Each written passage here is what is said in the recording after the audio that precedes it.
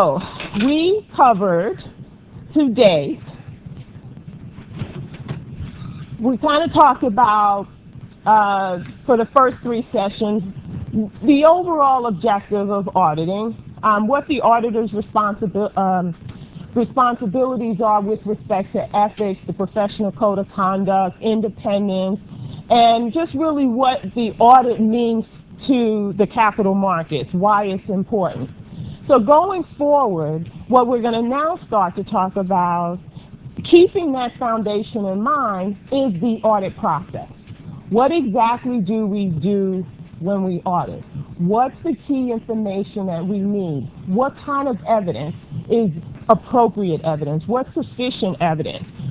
What are we trying to do as auditors with respect to satisfying users of the financial statements that there's integrity with respect to the information that management is putting out there? So we're going to start to really delve into the types of things that we encounter in the audit process.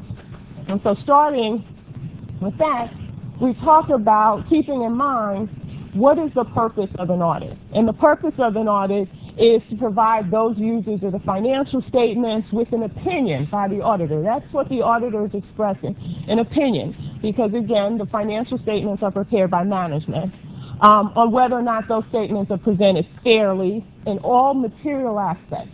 So next week we're going to talk about what we mean exactly by this concept of materiality and why that's important. And then in accordance with applicable accounting, financial accounting framework, which we know to be GAAP. Right? So the financial statements have to be fairly presented, free of material misstatements, and in accordance with generally accepted accounting principles. The overarching concept is fairness. Right? Fairness to those who use those financial statements and rely on the financial statements. In the auditor's approach to auditing, they have to develop an audit plan. So they have to be able to set forth what are the objectives of the audit. So this is directly from your textbook, and let me just take a step back. I sent out an email, the textbook is available. They said that they ordered enough to satisfy the requirements for both this section and the section that meets on Tuesday.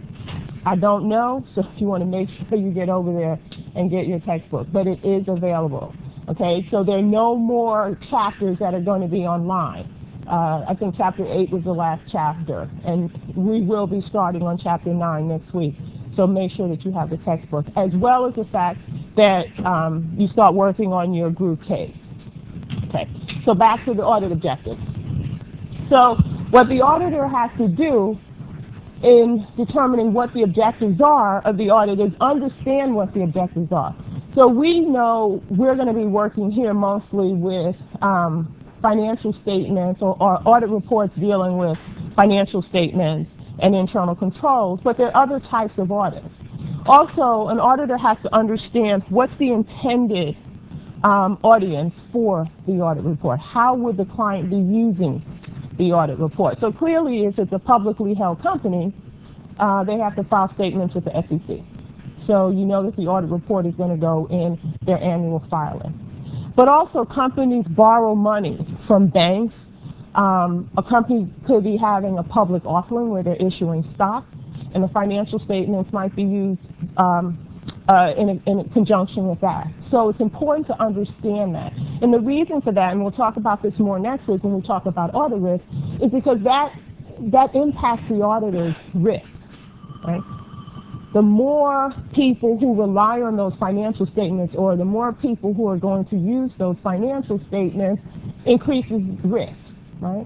So the auditors, it's important to understand what the objectives are of the audit, also what the responsibilities are. While management understands that it's their responsibility to issue the financial statement, auditors want to make that clear. And we see these types of identification of responsibilities outlined in the engagement letter. The other thing the auditor is going to do is understand the company's business and how they're going to divide the financial statements. So the financial statements are always going to be divided into cycles. Right? So we're going to talk a little later about assertions And management makes assertions about the information that's contained in the financial statement. And those assertions are made for each transaction cycle. And so a transaction cycle would be, for example, the sales process or the sales cycle, revenue cycle, right? So all of the transactions and all of the accounts that are included in the revenue cycle. So, for example, the revenue cycle includes the company's process of generating revenue. So you know that you're going to have customers. So you're going to have a customer master file. You're going to have accounts receivable. You know, cash is going to be involved in that. Accounts receivable, I said sales returns and allowances, allowance for doubtful accounts. So the auditor divides the financial statements into cycles because that makes the audit approach more manageable. Okay, and it puts some structure around the audit approach. So they divide the financial statements into cycles.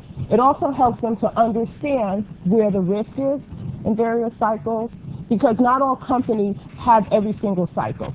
So a consumer products company, a service company is not going to have a manufacturing cycle, right? They're not going to have inventory. An accounting firm, a significant item on their balance sheet won't be inventory, right? Because they're not making anything. Consulting firm, they're not making anything. They're selling a service. So that's also important, too, for auditors to be able to identify where the significant accounts in their financial statements. Know what management assertions are being made about the financial statements, and we'll talk about this a little later in more detail. But this in part goes to the auditor has to be able to rely on management, right? Not to say that they're going to trust them implicitly and not audit, but they have to know that they're starting with financial statements that management asserts are in accordance with GAAP. And so management makes assertions about the financial statements, and auditors develop their audit objectives around those assertions. And that's what we mean by general audit objectives for the classes of transactions, the accounts, and disclosures. And I'm going to defer that because we'll talk about that more, these last 2 points in more detail as we go forward.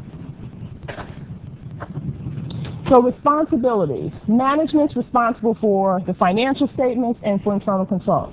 The internal control environment is the responsibility of management. They know under Sarbanes-Oxley that they have to establish an effective system of internal control. They understand that they have to produce financial statements in accordance with GAAP.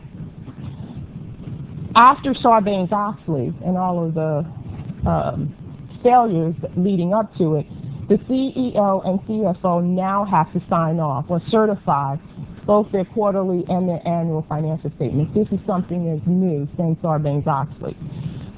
Auditors are responsible for auditing those financial statements. And in relation to that, what they're doing is they are looking at material versus immaterial misstatements. And as I pointed out, next week we'll talk more about this concept of materiality. But for now, materiality is important because an auditor is not going to qualify or give a adverse opinion because the client forgot to book $100 of inventory. For some clients, they will qualify because the client forgot to book 100,000 or 1 million. And that's where materiality comes in at. So depending on the company, depending on the size of the company, depending on qualitative factors, it might not be material. So auditors aren't responsible to find every single little item. And even if they find an item, if it's not considered material, then it's not an issue. Okay? So we'll talk more about that going forward. But remember, when we talked about what the objective is, we talked about material, that the financial statements are free of material misstatements. Reasonable assurance. What does that mean? Why does the auditor provide reasonable assurance? What do we mean by that? What's meant by that? Right. It's impossible. Why is it impossible for them to find everything?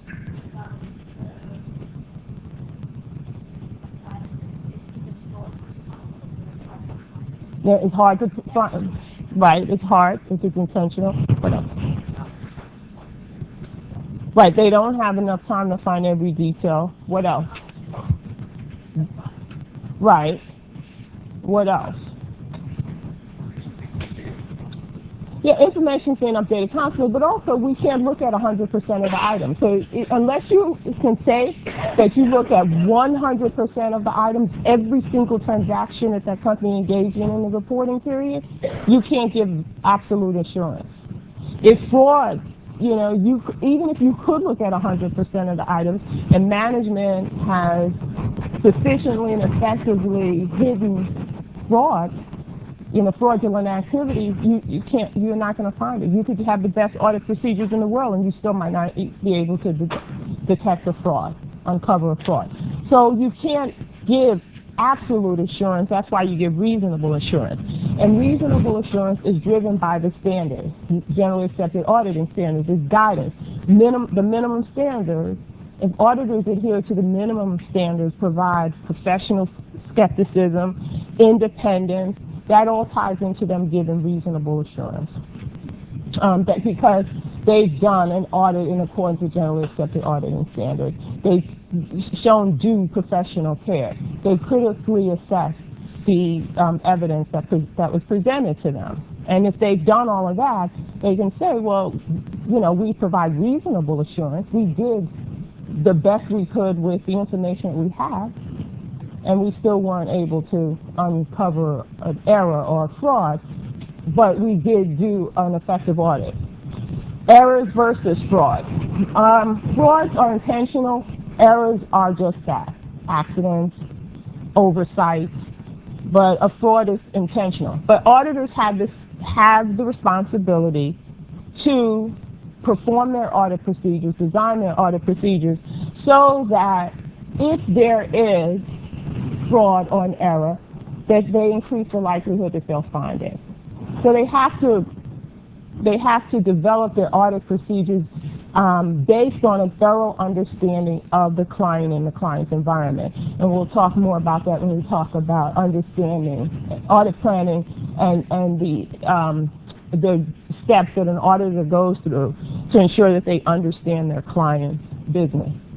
And then we talked about this quite a bit over the last couple of class periods, professional skepticism. So the auditor always has to bring to mind, or to an audit, professional skepticism. No matter how well they know their client, they have to evaluate evidence skeptically. Not assume that the client is dishonest, but don't assume just because, you like the client and they haven't, you haven't found any errors in the past, doesn't mean that there's none out there. So you always have to approach it with a skeptical attitude.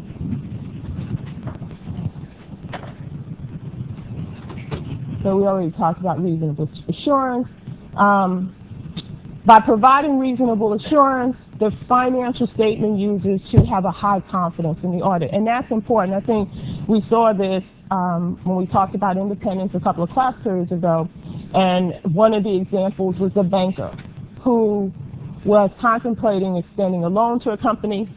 And because there was a financial relationship between the audit partner's wife and the company, it gave that banker pause.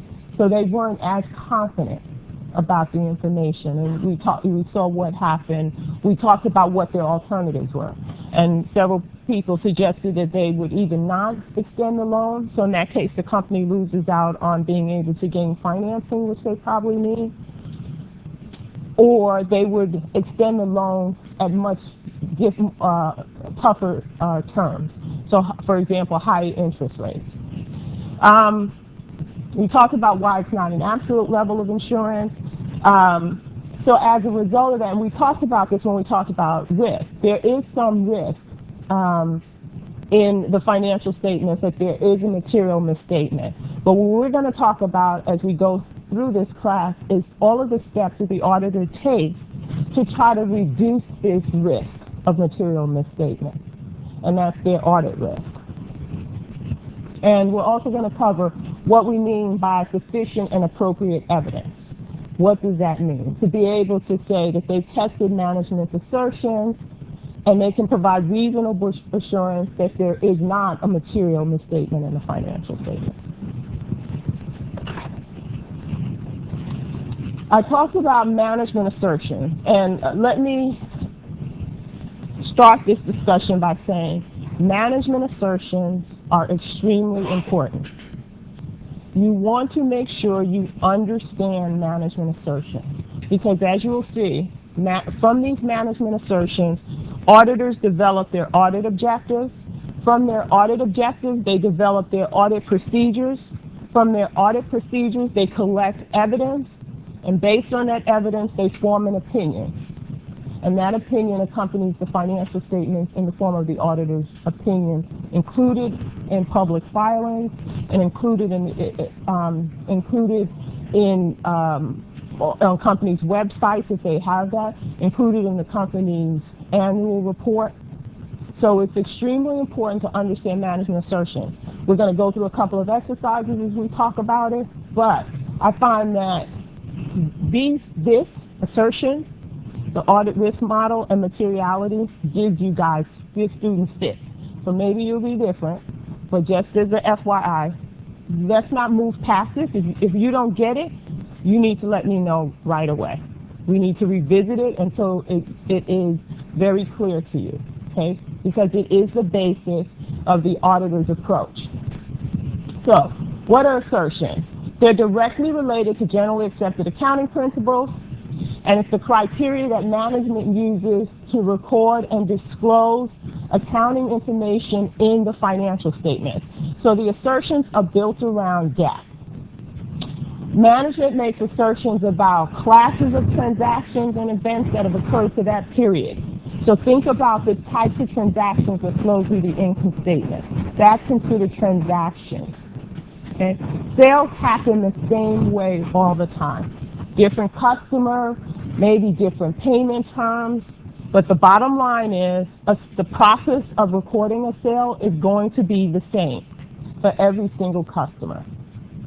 The process of recording an expense is going to be the same. A cash disbursement is going to be the same, right? So we consider those transactions, right? Those are transactions that appear in the company's financial statement. So if you sell to a customer, you're going to debit accounts receivable and credit revenue. So it has both an income statement and a balance sheet impact. The other thing, and that's going to be the impact all the time for a sale.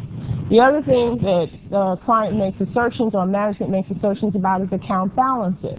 And those are the balances, the ending balances in the financial statement.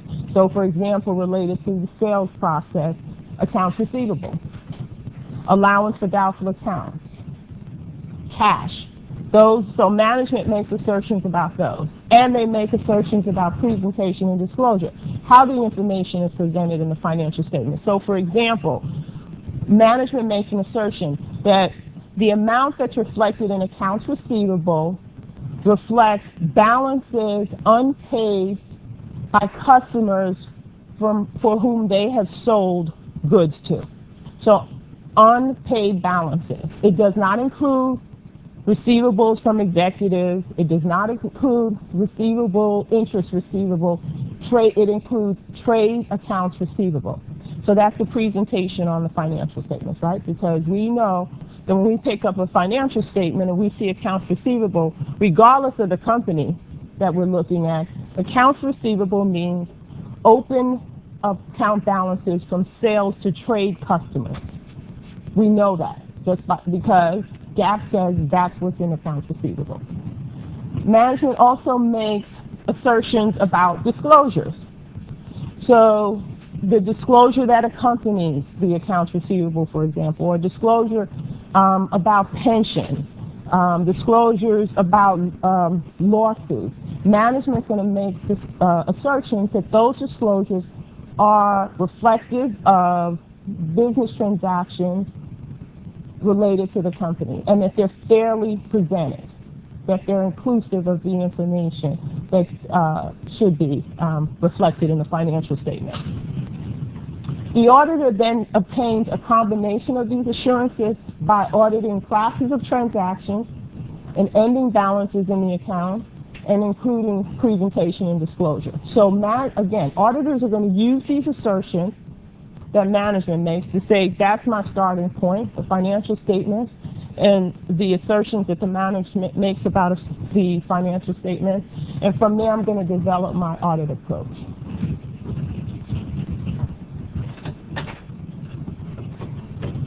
And that's what we call the auditor's transaction-related audit objectives. So they're closely related to management assertions. It's a framework by which the auditors accumulate evidence. And while the objectives, while the transaction cycles might change, the objectives never vary.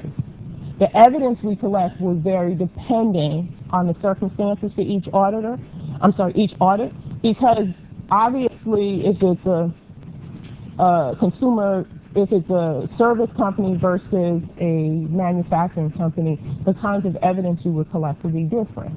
A company's the sophistication or of a company's information environment would generate different types of evidence. So the type of evidence will vary, but the objective does not vary.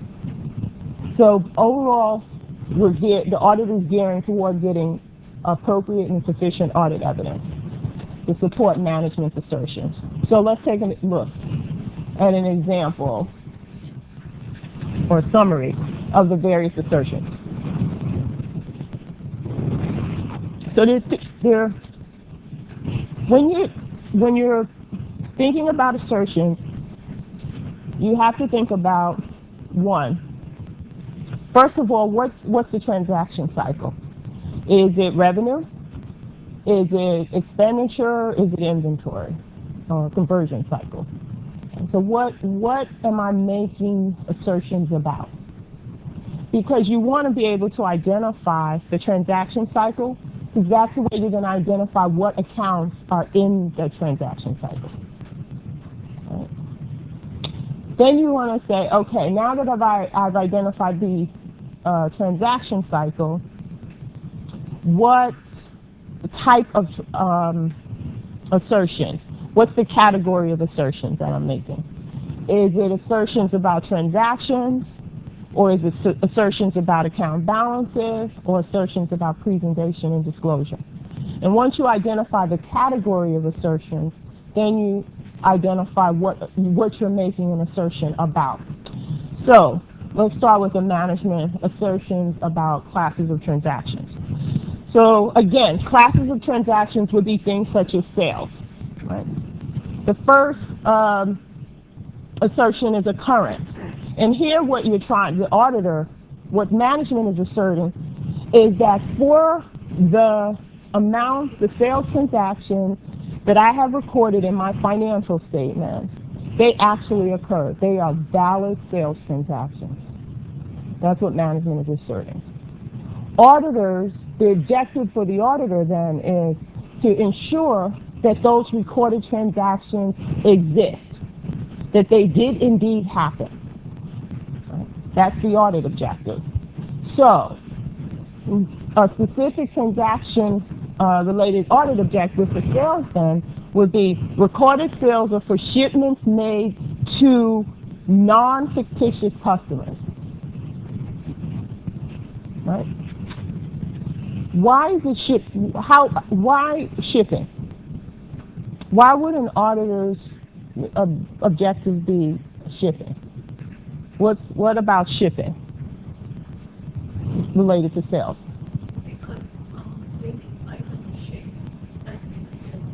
Exactly, right? So what the auditor is concerned with here is the earnings process is complete. The only time a sale should be recorded is when the earnings process is complete. And so that's why an auditor related to the occurrence audit objective and assertion is going to look at shipments. So that's occurrence. Management asserts that for everything that's in my financial statement, it actually happened. It's real. The next is completeness. completeness says, okay, so for all transactions that should be in the all transactions that should be in the financial statements are reflected in the financial statements. That's what the completeness assertion says. Management asserts that I've recorded everything that should be recorded. So completeness, the audit objective, again, auditors are going to look at existing transactions are recorded.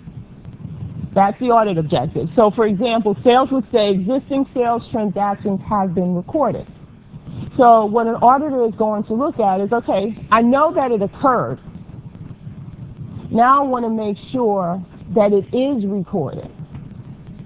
So they're going to, and we'll look at some audit procedures, they're going to select a different type of audit procedure to test whether or not it occurred versus whether or not, for those that have occurred, that they have been included in the financial statement.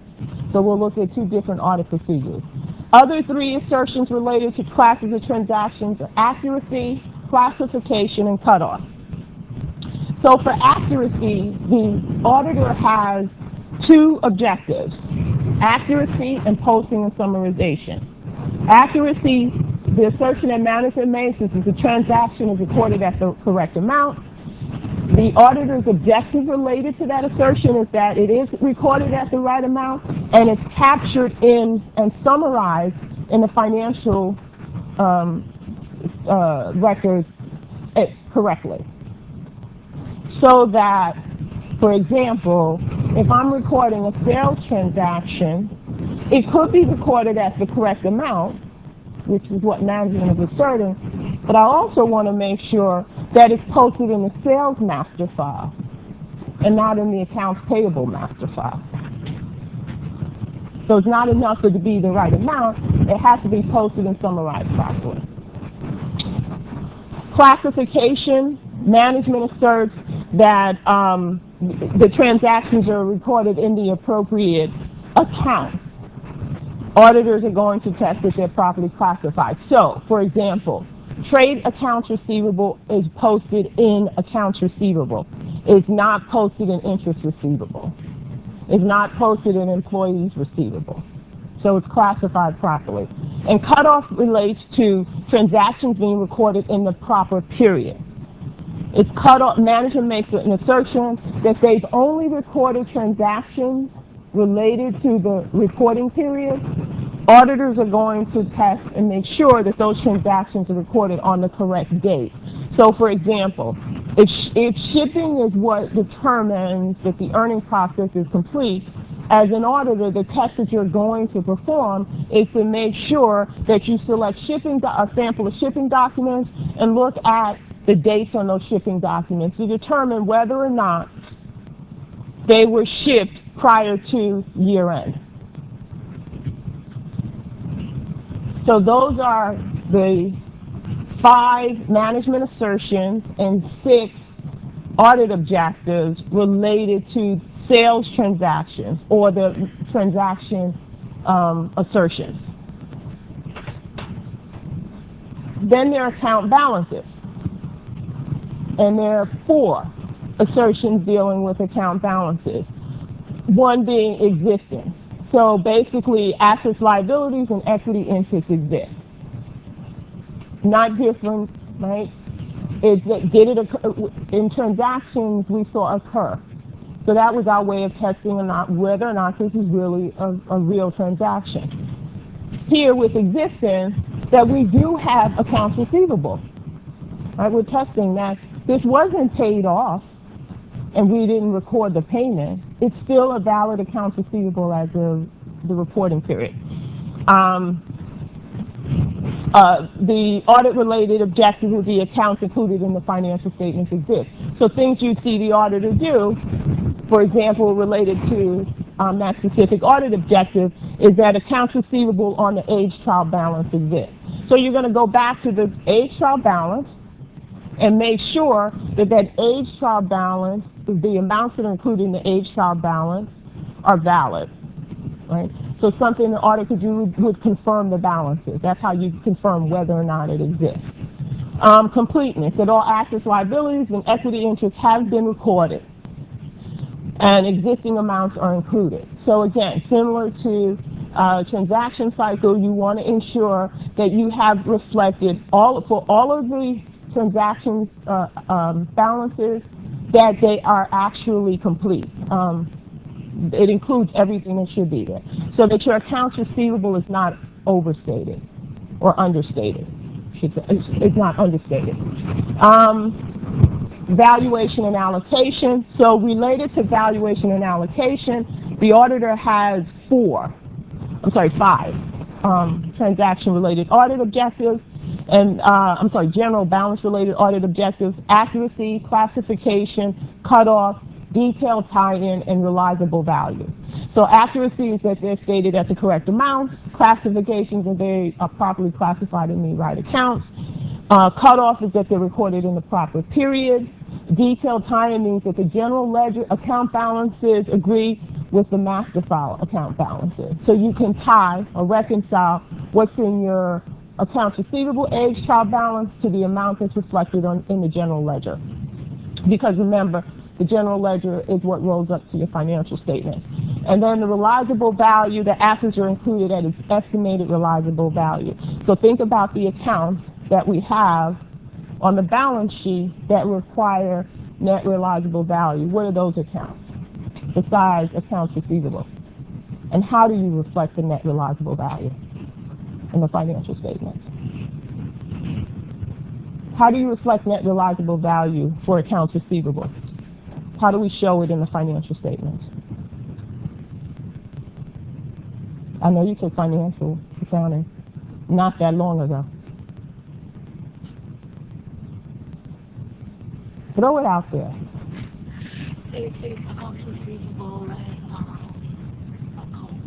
Less allowance for doubtful accounts. What do we mean by net realizable value? Why don't I start there? Yes. Do you have your name tag talking to? What's your name? Charlie? I can't hear you. Chung. Okay, there you go. Speak up, Chung. Okay. So net realizable value. Right. It's a management's estimate of what they will actually collect. So we have an allowance for doubtful accounts because that tells us realistically you're not going to collect 100% of your accounts. Or there's a high probability that you won't collect 100% of your accounts receivable. So you have to show that. What other accounts do we show at a net realizable value on the financial statement? What other asset accounts? Inventory, right? Yep. Because inventory we show net of what? We had this problem. We did this last week. Right, obsolescence reserve, right? So we show net of obsolescence reserve. What's another account that we didn't cover, but you should know? This building is what? Fixed assets, right? And we show it net of, right. So that's it. So from that's what this is saying in terms of the evaluation and our allocation. Is GAAP tells us there are certain things that we have to show at net realizable value, and the financial statements have to reflect that. Then rights and obligations is simply saying that the assets and liabilities and equity on the business, on the company's financial statements would belong to them. So some companies might factor, for example, accounts receivable. If you factor the accounts receivable, you're basically selling your accounts receivable because you need the money. So it's a way of financing. So if you sell those accounts receivable, they're not yours anymore. You can't double dip, right? You can't show that you have this inflow of cash and still have this asset called accounts receivable. It's not yours anymore. So you no longer have rights to it. You have to disclose that in financial statements. You have to reflect that in your financial statements. So that's what we mean by rights and obligations. So an auditor is going to make sure that the balances, that the client has the right to those accounts that are in their financial statements, or those assets that liabilities are their liabilities. You should not reflect, as a company, the liabilities to your officers. That's not a liability of the company.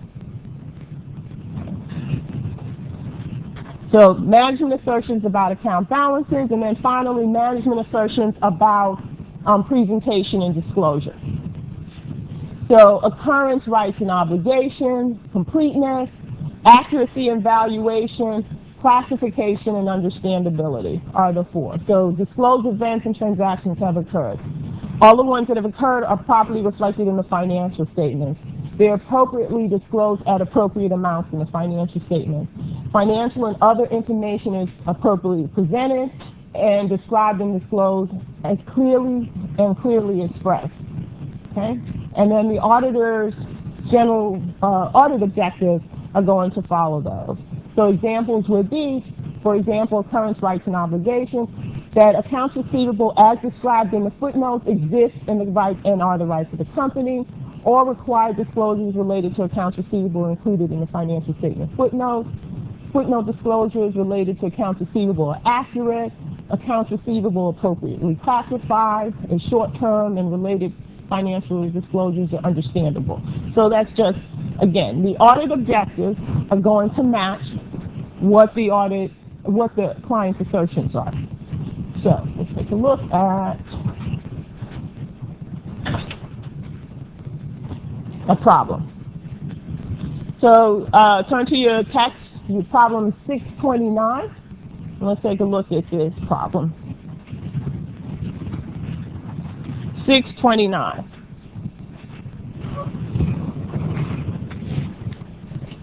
And if you don't, well, I have the problem here, but the auditor obtains a list of accounts payable, which equals the accounts payable balance in the general ledger. With respect to that, they're making two balance-related audit objectives. So because we're talking about accounts payable is a balance, an account on the balance sheet. So it's a balance-related audit objective. They make this assertion that management has made this assertion that all accounts payable included on the list represents amounts due to valid vendors, and two, there are no unrecorded accounts payable. So given that information, take a few minutes and think about these three questions, and then let's talk about it together. What's the difference? Which of these two applies to existence and which applies to completeness? And then which one would be the most important considering accounts payable?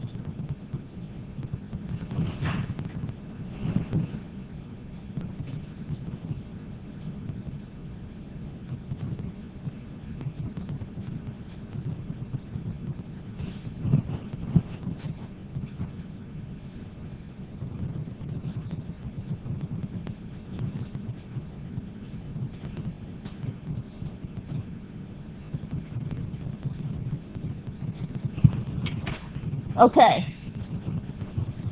so what is objective one concerned with? Well, they're both assertions being made about accounts payable. Yes, Mike. Why occurrence?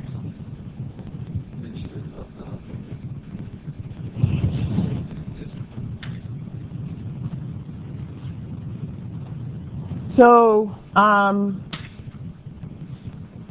any other thoughts?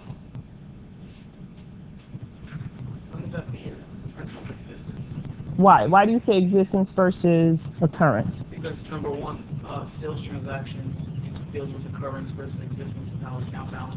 Right. Because occurrence, in order for a sales transaction involves an action that needs to happen. That's how something occurs per se. But in order for something to exist, it has to be there physically, so you can do it to develop it. Right. So do you remember what I told you beginning? First, identify what category of assertions are you talking about? Because your description, your reasoning was right, but it wasn't the right assertion, right? Because you were in the wrong category, right? So that's why it's really important, because obviously there's some overlap here, right? So it's important to first identify, obviously, what cycle you're in, but I already told you that, right? Because I told you it's accounts payable. But then identify what's the category of the assertion. And once you identify the category of assertion, then you're better able to identify what assertion. Mike was right on about what it was trying to do. It was just that he was not in the right category. Okay. So existence is correct. What about number two? Completeness, right? Why? Why do you think completeness? It is completeness.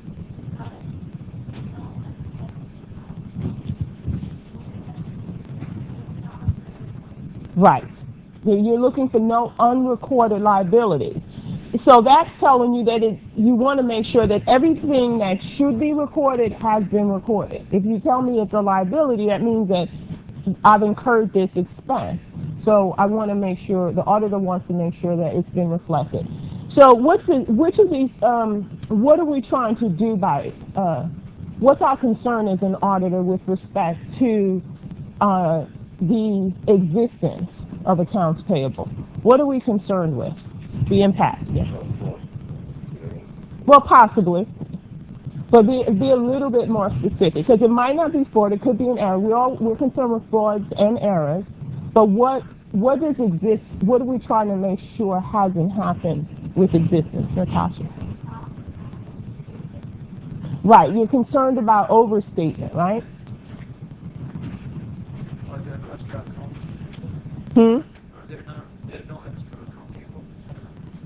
Right, which would be overstatement of accounts payable, right?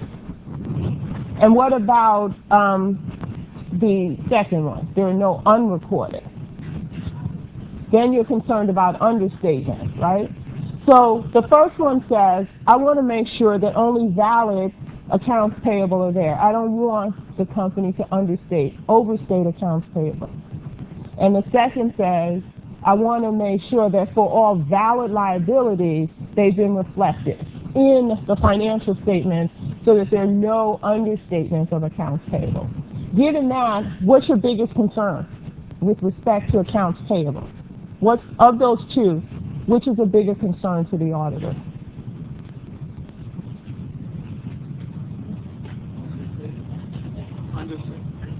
Understatement. Anyone else? I think I heard an overstatement.